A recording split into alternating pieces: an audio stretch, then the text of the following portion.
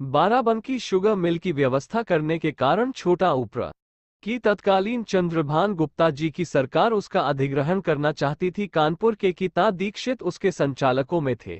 केन ग्रोआ की इच्छा के कारण सरकार को अपनी इच्छा का त्याग कर दीक्षित जी को ही उस मिल का रिसीवर बनाना पड़ा। दीक्षित जी को इस कार्य के लिए बड़ी धनराशि जुटानी थी। सेंट्रल बैंक बाराबंकी ने उनकी आवश्यकता पूर्ति करने में अपनी असमर्थता व्यक्त की और उन्हें चेयरमैन की अनुमति प्राप्त करने का सुझाव दिया। अतः उन्होंने सेंट्रल बैंक के चेयरमैन से बंबई जाकर मिलने का निश्चय किया।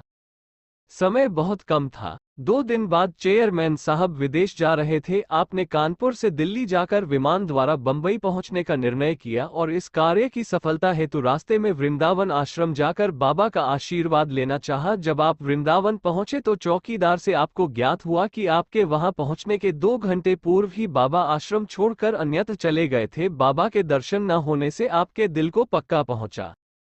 आप सोचने लगे कि अब काम नहीं बनेगा। आपको हताश देखकर चौकीदार बोला, आप कानपुर से आ रहे हैं? इस प्रश्न से आपको आश्चर्य हुआ और आपके हामी भरने पर वह बोला, बाबा जाते समय कह गए थे कि हमारा एक भक्त कानपुर से आ रहा है, उससे कह देना कि उसका काम बन जाएगा। एक वह वृंदावन के देवता बिहारी जी का प्रसाद लेता जाए। बिहारी जी का मंदिर दिन में बंद रहता है। आपको तुरंत दिल्ली जाना था। उस समय प्रसाद मिलने की कोई संभावना भी न थी।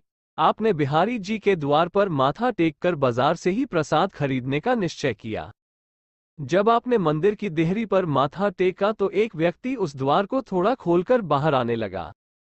आपने तुरंत उसे कुछ रुपये बिहारी जी की भेंट हेतु दिए और प्रसाद को पाचना की। वो व्यक्ति भीतर गया और एक बड़ी टोकरी में प्रसाद लाकर आपको दे गया। आप प्रसन्नचित्त बंबई चले गए। जब आप चेयरमैन से मिलने उसके घर मलाबार हिल्स पहुंचे तो वे वहां नहीं मिले। उनकी विदेश यात्रा के प्रस्थान का समय मालूम न होने से आपको बहुत चिंता हो गई। आपने अज्ञात प्रेरणा से वह प्रसाद की टोकरी यह कहकर कि वह बिहारी जी का प्रसाद है, भीतर भिजवा दी। प्रसाद पाते ही चेयरमैन साहब की पत्नी स्वयं इनसे मिलने बाहर आ गई। यह एक गुजराती परिवार था। कुछ दिनों पूर्व से ही यह महिला बिहारी जी के दर्शन करने की योजना बना रही थी, पर चेयरमैन साहब की विदेश यात्रा के कारण लाचार हो रही थी। अपने घर में ही बिहारी जी का प्रसाद पाकर वह उनकी इस कृपा से द्रवीभूत हो गई। उसने आपसे दूसरे दिन प्रातः काल आने का आग्रह किया।